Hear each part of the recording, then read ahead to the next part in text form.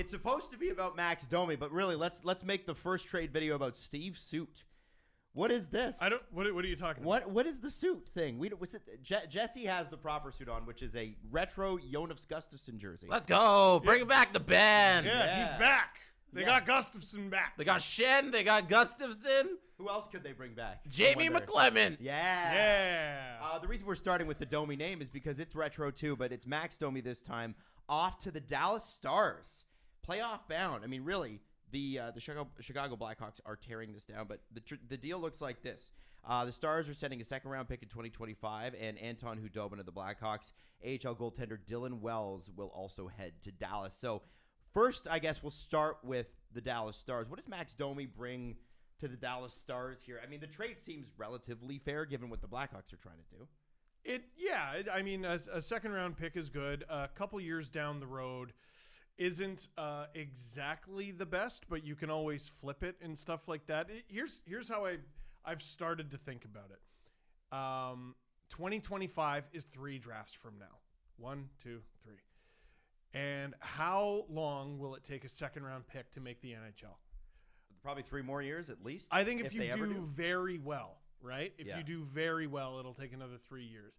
So we're talking about like a 2028, 2029 addition to the Blackhawks roster. Okay, could end up being a star, but you're waiting quite a while to do that. Domi's had a great year in Chicago, 18 goals, 49 points in 60 games.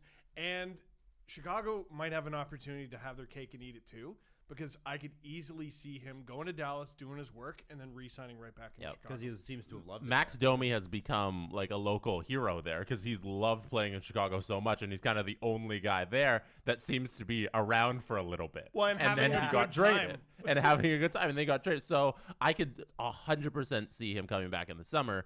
And I think Chicago might be the best team of all time at tearing it down.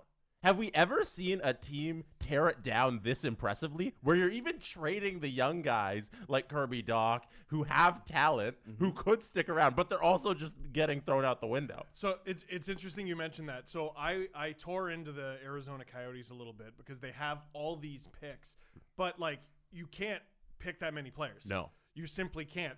The Chicago Blackhawks are actually more up against it than the Coyotes are, and I was surprised to find that out. So everyone knows about the 50 contract max. You're allowed to have a max of 50 contracts. You're only allowed to have 90 people in your organization. And the Coyotes have 70, which I believe is pretty high. The Blackhawks are already up at 75.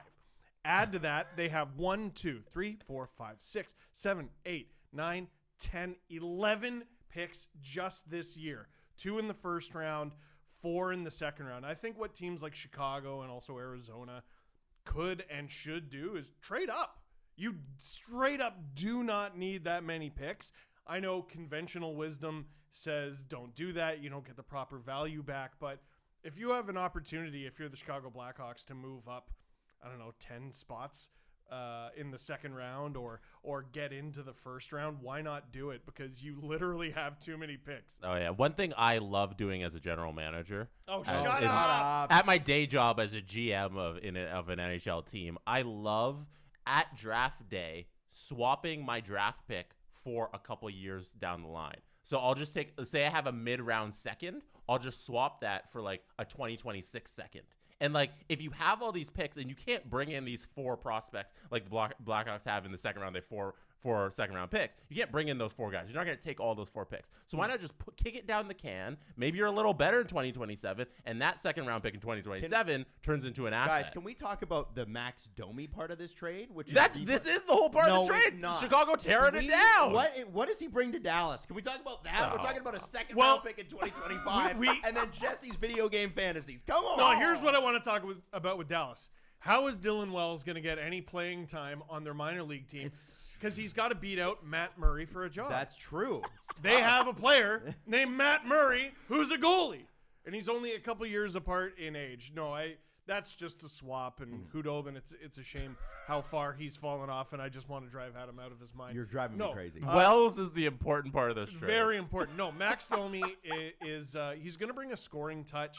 Which Dallas can do, but they still it's one of their weaker points. It's one of their weaker points, and it hasn't come easily for them recently. Joe Pavelski, I believe, last night had a point or two, but he hasn't scored a goal in like a month, something like that. Yeah, I think he had 2 goals in a game in mid-January. I was looking this up last night, and he hasn't scored since. It's March. I believe he went all of February without a goal. So you need more. And I know that as a Joe Pavelski fantasy holder, and I'm not waving you, Joe. I need you to score. And the weird thing about Joe is you see the rare extension where he takes a pay cut. Mm-hmm. So he's going down to 3 point something next year.